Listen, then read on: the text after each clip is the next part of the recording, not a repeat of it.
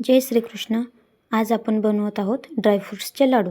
त्याच्यामध्ये आपण मनुके, काजू, बदाम, पिस्ता सगळे वापरून लाडू बनवणार आहे. हे लाडू आपल्या शरीरासाठी पोषक असतात, त्यामुळे हे लाडू बनवणे आणि लहान मुलांना खाऊ घालणे खूप चांगले असते. त्याच्यासाठी सर्वप्रथम आपण पहिल्यांदा कढईमध्ये तूप गरम करण्यासाठी टाकून घेऊया. तूप गरम झाल्यानंतर त्याच्यामध्ये आपण बदाम टाकूयात. बदाम हे शरीरासाठी खूप चांगले असते, त्यामुळे ते सुद्धा वापरणे चांगलेच आहे.